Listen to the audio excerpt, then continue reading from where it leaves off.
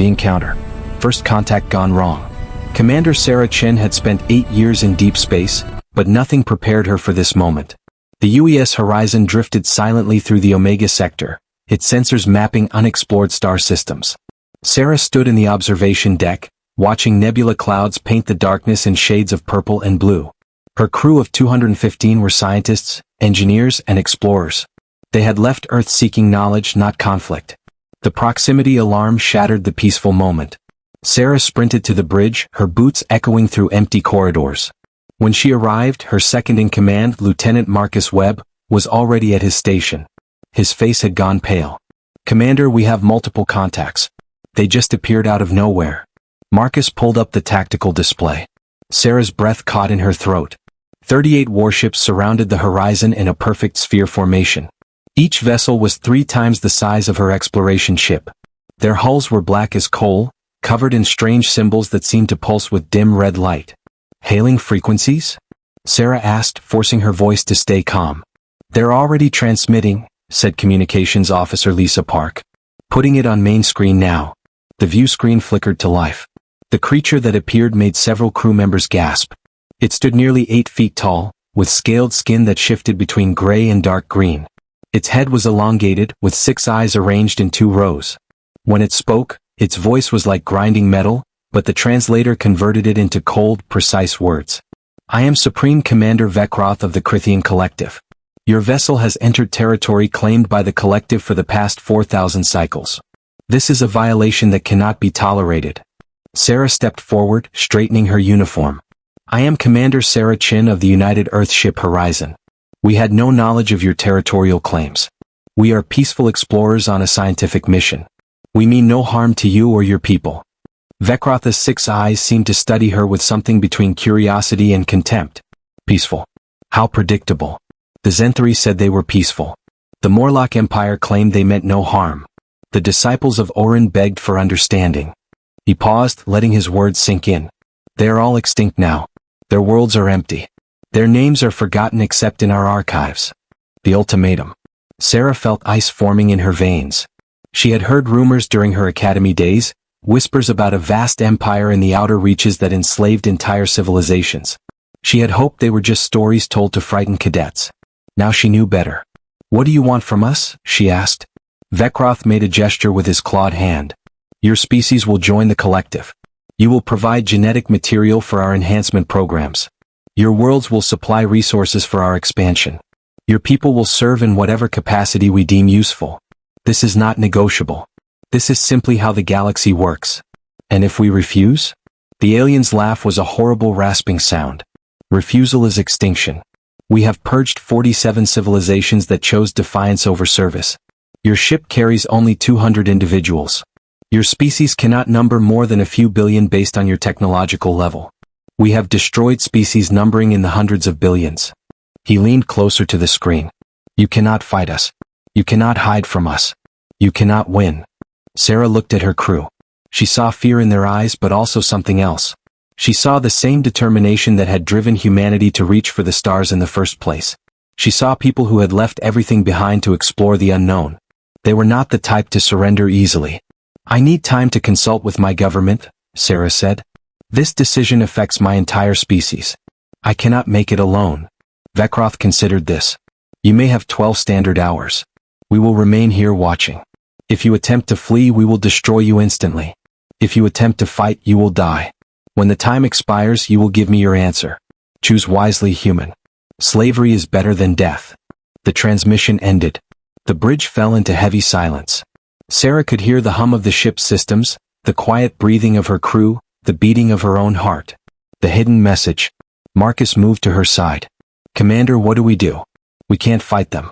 Our weapons are designed for asteroid deflection and debris clearing, not warfare. One of those ships could destroy us in seconds."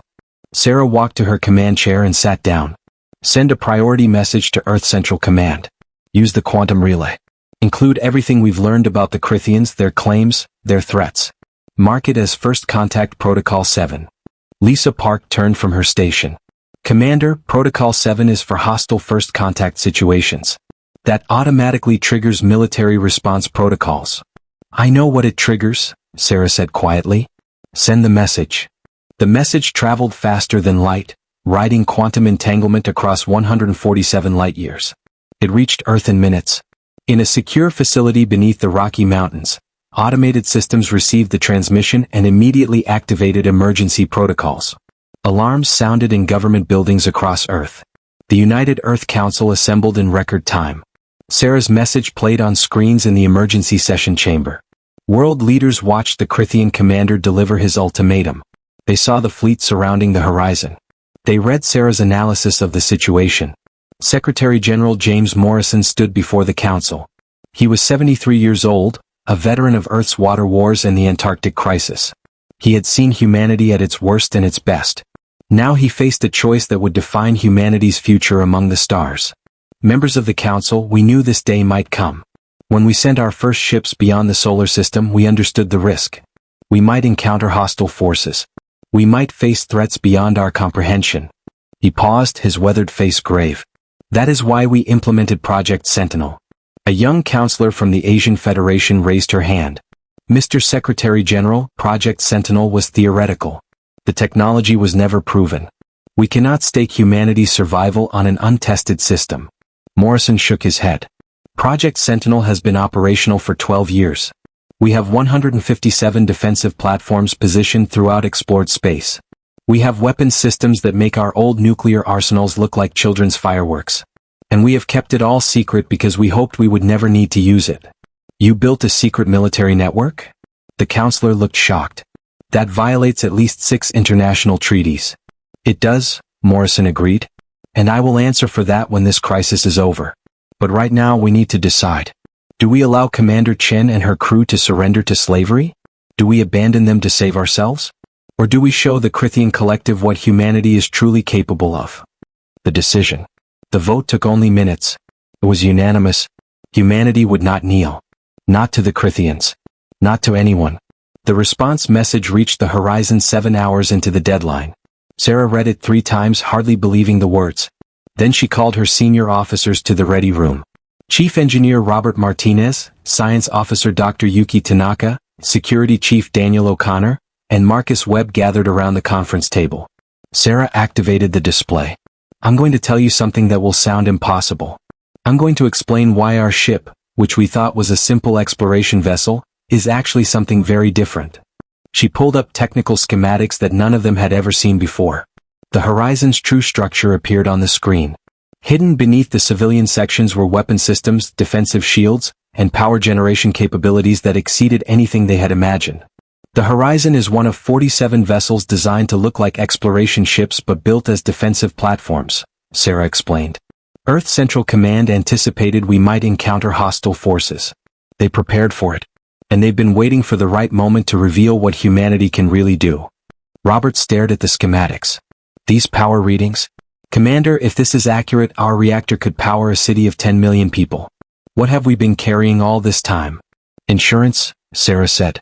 The kind of insurance that makes sure humanity never becomes someone's property. Yuki leaned forward, her scientific mind analyzing the data. These weapon systems use principles I've never seen before. They're manipulating space-time itself. The energy requirements alone should be impossible, yet these designs show it working.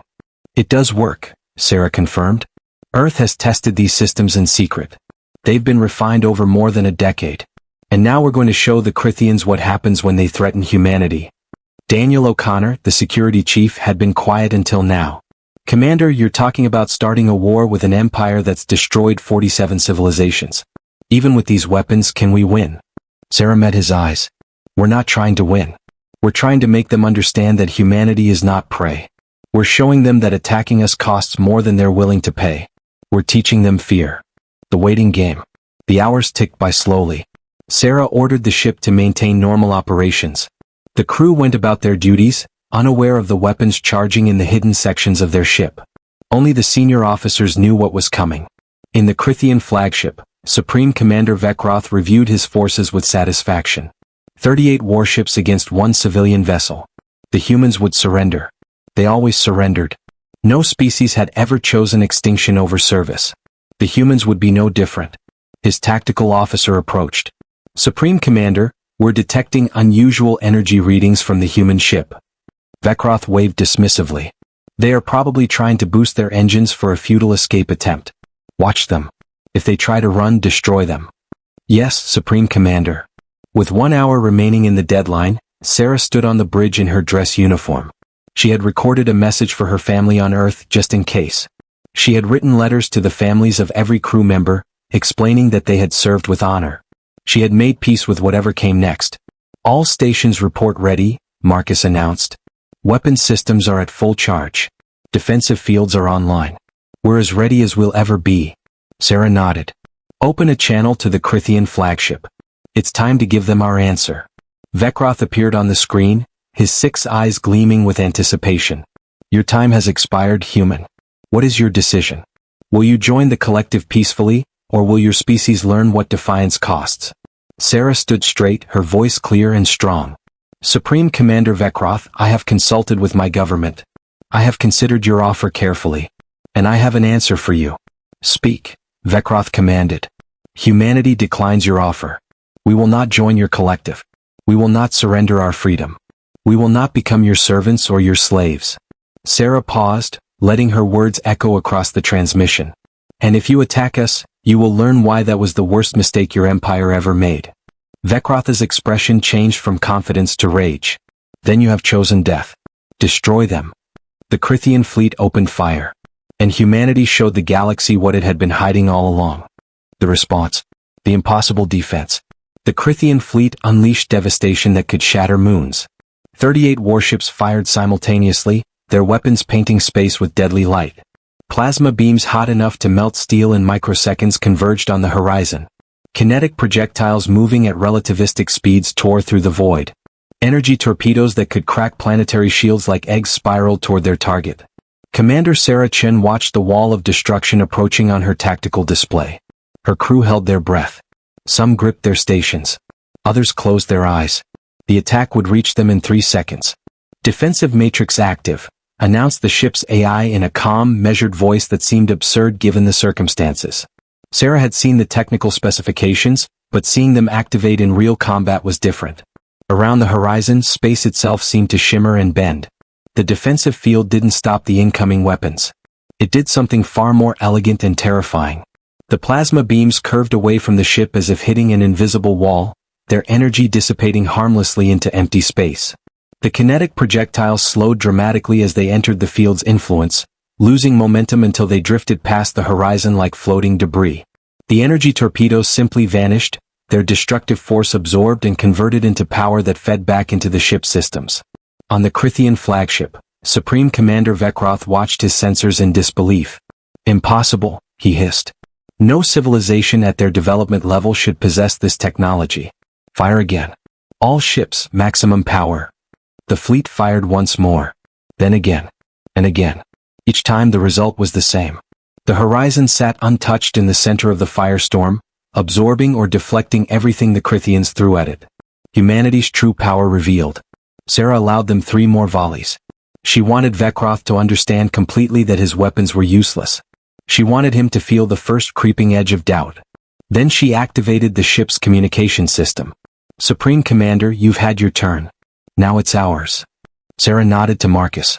Fire Solution Alpha. Single target. Minimum power. The horizon's hidden weapons came online. Along the ship's hull, panels slid aside to reveal emitters that glowed with blue-white energy. The science behind them was revolutionary. Humanity had learned to weaponize quantum uncertainty itself. A beam of distorted spacetime lanced out from the horizon. It struck one of the Crithian warships on its port side. For a moment, nothing seemed to happen. Then the ship's hull began to age rapidly. Metal corroded and crumbled. Systems failed as components degraded centuries and seconds. The mighty warship literally fell apart, disintegrating into a cloud of debris and dust. The Crithian fleet scattered in panic, their perfect formation breaking apart. Vekroth stared at his screens, watching a vessel that had served for 200 years reduced to scrap in moments. What have you done? He roared at Sarah's image. What kind of weapon is this? The kind you should have asked about before making threats, Sarah replied coldly. That was minimum power, Commander. We can do much worse. But we don't want to. We came here seeking knowledge, not war. You forced our hand. Before Vekroth could respond, new contacts appeared on every sensor in the area. Ships decloaked throughout the Omega sector. 10 vessels identical to the Horizon materialized, forming a loose perimeter around the Crithian fleet. Then 20 more appeared in adjacent sectors. Then 50 more across the region. Sarah continued speaking as the Crithian sensors lit up with impossible readings. You told me humanity couldn't fight you. You were wrong. You said we couldn't hide from you. Wrong again. You claimed we couldn't win. Supreme Commander, we haven't even shown you our real fleet yet. The strategic revelation. On Earth, in the command center beneath the Rocky Mountains, Secretary General Morrison watched the situation unfold through quantum-linked feeds. Admiral Catherine Zhang stood beside him, commanding humanity's revealed defensive network. All Sentinel platforms report ready, Admiral Zhang announced. We have full coverage of Crithian territory. Awaiting your orders, Mr. Secretary General. Morrison nodded slowly. Open a channel to the Crithian homeworld. Broadcast on all frequencies. I want their entire empire to hear this. Across Crithian space, on every ship, every station, every colony world, the same transmission began to play. Morrison's face appeared on countless screens. He looked tired but determined. People of the Crithian Collective, I am Secretary General James Morrison of the United Earth Government. Your military forces have threatened one of our vessels and demanded our surrender. They have attacked our ship and our people without provocation. This is an act of war. On the Crithian homeworld, in the Grand Assembly where the Collective's ruling council met, panic erupted. Supreme Archon Thrakos watched the human leader with growing horror. Morrison continued, we did not seek this conflict. We came to your region of space seeking knowledge and peaceful contact. But we came prepared because we studied your history. We know about the Zenthri. We know about the Morlock Empire. We know about all 47 civilizations you've destroyed. We know what you do to those who cannot defend themselves. He paused, letting his words sink in across the empire. So we made sure we could defend ourselves. What your Supreme Commander Vekroth encountered today is not our military fleet. Those are exploration vessels with defensive capabilities. Our actual military remains in reserve, ready to deploy if necessary. Admiral Zhang activated the tactical display.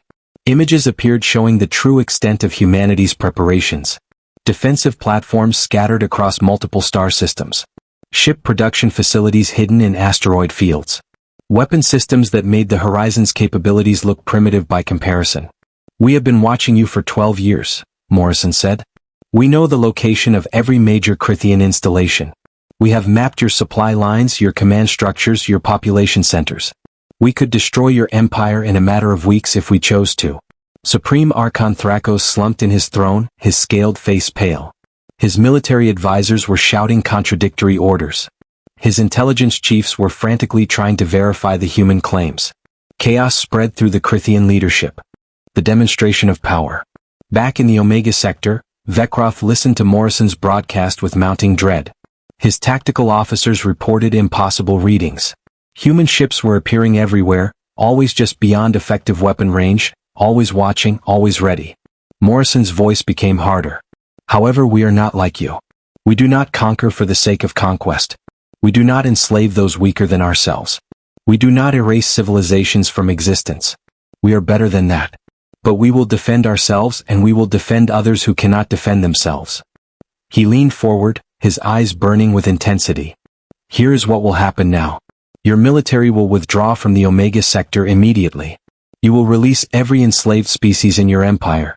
You will provide reparations to the survivors of the civilizations you've destroyed. And you will never, ever threaten humanity or our allies again. Vekroth found his voice. You cannot make demands of the collective. We are the dominant power in this region. We have ruled for 4,000 cycles. You ruled, Sarah corrected him. Past tense, Commander. Your empire's reign of terror ends today. The question is whether it ends peacefully or violently. That choice is yours. Morrison added, to show we are serious, we will provide a demonstration. Admiral Zhang, proceed with Operation Lighthouse. In the Crithian home system, an uninhabited moon orbited the sixth planet. It was a barren rock, useful only for military training exercises. Crithian sensors detected 3 human vessels approaching the moon from different vectors. The ships didn't fire weapons. Instead, they activated their quantum displacement fields at maximum power. The moon began to vibrate, then shake, then break apart. Within minutes, the entire celestial body was reduced to its component atoms, dispersed harmlessly across the system. On the Crithian homeworld, billions watched in horror as a moon simply ceased to exist. No explosion. No debris field. Just gone as if it had never been there at all. That was a moon, Morrison said quietly. It could have been your homeworld. It could have been any of your colony planets. But we chose an empty rock because we want you to understand something important. We have the power to destroy you, but we choose not to. We are giving you the chance to change, to be better, to join the galactic community as equals rather than tyrants. The galaxy transforms. Supreme Archon Thrakos made his decision quickly. He had not survived 4 centuries of political intrigue by being stupid. The humans had demonstrated overwhelming superiority. They had shown mercy when they could have shown destruction. Continuing this confrontation would mean the end of everything the Crithian collective had built. We accept your terms, Thrakos announced, his voice broadcast across all Crithian channels. The collective will withdraw from hostile territories. We will begin the process of releasing enslaved populations. We request negotiations regarding the terms of reparations and future relations. In the Omega sector, Vekroth received orders to stand down. His fleet withdrew slowly, their weapons powered down, their formations broken. As they retreated, the Crithian commander sent a final message to Sarah. Commander Chin, I have fought many battles in my long life. I have conquered many enemies. But I have never encountered anything like humanity. You have weapons that defy our understanding. You have principles that seem foolish yet prove to be your strength. I do not understand your kind, but I have learned to respect them. Sarah nodded. Supreme Commander, your empire has caused immeasurable suffering across the galaxy. That debt will take generations to repay. But if your people are willing to change, to learn, to grow beyond conquest and subjugation, then perhaps one day we can meet as friends rather than enemies. Until then we will watch. We will remember. And we will be ready. The Crithian fleet jumped to faster-than-light travel and vanished from the sector. A new galactic order. In the weeks and months that followed, the galaxy transformed. The Crithian collective began releasing enslaved species. Some had been in bondage for centuries. They emerged blinking into freedom, hardly believing it was real. Humanity revealed itself to these liberated peoples not as conquerors but as liberators and allies. Earth sent aid ships, medical supplies, and technical assistance. They helped rebuild shattered civilizations and gave voice to species that had been silenced for generations. The Zenthari, thought extinct, turned out to have a population of 3 million living in forced labor camps. When human ships arrived to free them, the Zenthari elder who greeted Sarah wept openly. We thought the galaxy had forgotten us, she said. We thought no one cared what happened to the weak and the conquered. Thank you for proving us wrong. Other species emerged from hiding, encouraged by humanity's stand against the Crithians. Civilizations that had concealed themselves for fear of enslavement now made contact with Earth. A coalition formed, species united by shared trauma and shared hope for a better future. The Galactic Council was established 6 months after the Omega Sector confrontation. Representatives from 43 species gathered on a neutral station to draft a charter of mutual defense and cooperation. The Crithians attended as well, no longer dictating terms but participating as equals. Sarah Chin stood before the council, no longer just a ship commander but an ambassador for her species. She thought about how far humanity had come, from a species barely capable of reaching its own moon to one that had changed the balance of power across the galaxy. We did not ask for this responsibility, she told the assembled delegates. We did not seek to become protectors or leaders. We simply refused to surrender our freedom. But in defending ourselves, we discovered we could defend others as well. That is the duty we accept today. The Council ratified the Mutual Defense Charter unanimously. Any attack on one member species would be considered an attack on all. The age of empire and conquest was over. A new era of cooperation and mutual respect had begun. The price of peace. On Earth, Morrison stood in his office watching the sun set over the mountains. Admiral Zhang joined him, carrying 2 glasses of whiskey. To peace, Morrison said, raising his glass. To the peace we built with weapons we pray we'll never have to use again, Zhang added. They drank in silence. The cost of Project Sentinel had been enormous. Resources that could have fed billions, cured diseases, or explored the cosmos had instead gone into building weapons of unimaginable power. Morrison knew history would judge him for that choice. But he also knew that without those weapons, humanity would have become slaves or corpses when the Crithians found them. Sometimes the price of peace was the capability for war. Do you think it will last? Zhang asked. This peace we've built? Morrison considered the question. I think it will last as long as we remain vigilant. As long as we remember what we're protecting and why. The moment we forget, the moment we become complacent, someone like the Crithians will rise again. But this time the galaxy will be ready. Epilogue, 5 years later. Commander Sarah Chin, now Admiral Chin, walked through the gardens of the Galactic Council station. Her hair had more gray in it now. Her eyes carried the weight of responsibility she had never imagined bearing. But she was content. Around her, representatives from dozens of species moved through the garden, talking, laughing, sharing meals and ideas. Crithian youth studied alongside human students at the new Galactic University. Zenthri engineers collaborated with Earth scientists on projects that would have been impossible alone. The Horizon had been retired to a museum, a reminder of the day everything changed. New exploration vessels, built with contributions from multiple species, now ventured into unknown space seeking not conquest but knowledge. Sarah's communicator chimed. She answered to find Marcus Webb's face on the screen. He was captaining his own vessel now, exploring the far reaches of the galaxy. Admiral, you need to see this. We've encountered a new civilization. They're advanced, peaceful, curious about us. We're inviting them to send a delegation to the council. Sarah smiled. Excellent work, Marcus. Treat them well. Show them what the galaxy can be at its best. Will do, Admiral. Webb out. Sarah closed the communication and looked up at the stars. Humanity had been tested and found itself strong. Not strong because of weapons or technology, but strong because when faced with the choice between freedom and survival, they had chosen both. They had refused to surrender, refused to compromise their values, and in doing so, had inspired an entire galaxy to be better. The Crithians had expected humanity to kneel. Instead, humanity had stood tall and extended a hand to help others stand as well. That was the real victory. Not the weapons, not the technology, but the choice to use power for protection rather than domination. As she walked back to her office, Sarah thought about the crew of the Horizon, about the moment when everything hung in the balance. They had been terrified that day in the Omega sector. But they had also been brave. And that bravery had changed everything. The galaxy was vast and still held countless mysteries. There would be other threats, other challenges, other species that needed help or posed dangers. But humanity would face them all with the same principles that had guided them from the start. Courage, compassion, and an absolute refusal to surrender what made them human. The stars shone brightly over the station, each one a reminder of infinite possibilities. And somewhere among those stars, human ships continued their mission of exploration and protection, ensuring that no species would ever again face extinction or enslavement while humanity had the power to prevent it. They had thought the human ship would surrender. Instead, humanity had removed tyranny from the galaxy and replaced it with hope. And that made all the difference.